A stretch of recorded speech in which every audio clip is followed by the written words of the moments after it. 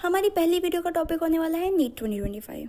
और अगर यहाँ पे कोई जनता है जो ये कहने आई है अरे यार क्या ये नीट के बच्चे तो नीट 2025 को पकड़ के ही बैठ गए हैं, तो मैं ये कहना चाहती हूँ आप अपना मुंह बंद रखें और वीडियो स्किप कर दें, क्योंकि ये वीडियो आपके लिए तो बिल्कुल नहीं है। और अगर कोई जे का बच्चा यहाँ की ये कहना चाहता है अरे यार ये नीट वाले बच्चे रोते ही रहते हैं, तो मैं आपको ये बता दूँ कि अगर आप जे मेन्स का पेपर देने गए और मैं आपके सामने जे एडवांस का पेपर ला के रख दूँ तो आपका रिएक्शन क्या होगा?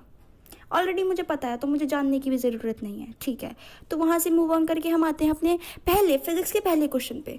मेरा सेट 45 जिसमें सबसे खतरनाक क्वेश्चन पहला ही था, तो मैंने वो क्वेश्चन मेरी आंखों के नीचे आ गया वो क्वेश्चन पेपर खोलते हुए, तो मैं डर गई। मैंने कहा अगर ऐसे क्वेश्चन आएंगे तो मेरे से तो सॉल्व ही नहीं होने के। बट मैंने क्या सोचा, मैंने सोचा a single question from an exam can not decide my future.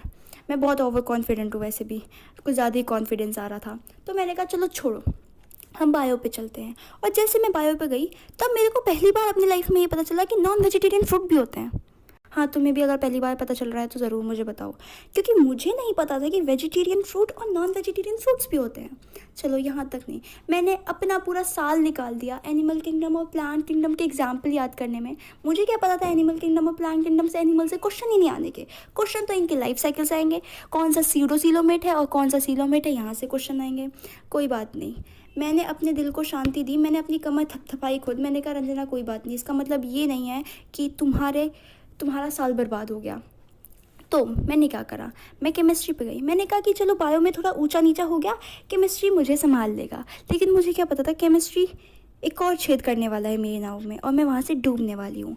मैंने आज तक सिर्फ इतना सुना था कि केमिस्ट्री में जो फिजिकल केमिस्ट्री होते हैं उसमें डायरेक्ट फॉर्मूला लगा के क्वेश्चन सॉल्व हो जाते हैं, लेकिन मेरा तो क्वेश्चन सॉल्व ही नहीं हो रहा फॉर्मूला लगा के। मैंने हमेशा से क्वेश्चन करे हैं फिजिकल केमिस्ट्री में, एक फॉर्मूला लग के आंसर आ जाता है। यहाँ दो या तीन फॉर्मूला लगाने पड़ रहे हैं मुझे, और उसे कहते हैं नौका में दूसरा छेद होना, जिससे मेरी नौका और तेज़ी से डूबने लग गई।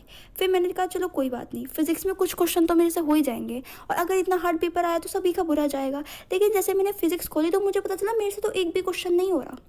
और यही नहीं, अगर तुमसे क्वेश्चन हो भी जाए तो तुम्हारी क्लास में जो इन्विजिलेटर है वो तुमसे क्वेश्चन करने नहीं देगा। क्यों?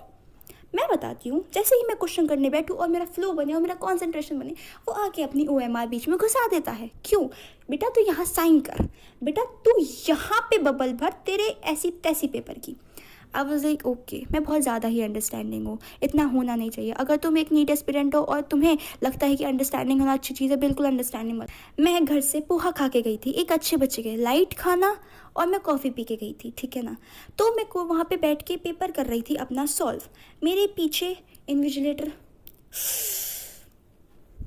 चाय पी रहा था, मेल और फीमेल दोनों, ठीक है। और सिर्फ चाय नहीं, मैं भूखी बेचारी वहाँ बैठ के पेपर कर रही हूँ और वो मेरे पीछे बैठ के समोसा खा रहे हैं। मुझे नहीं पता वो इन्विजिलेट करने आए हैं या फिर समोसा और चाय पीने आए हैं। वो मेरे पीछे बैठ के जोक्स क्रैक कर रहे हैं और मेरे को तब पता चला कि कितना गंदा ह्यूमर होता है इन लोगों का।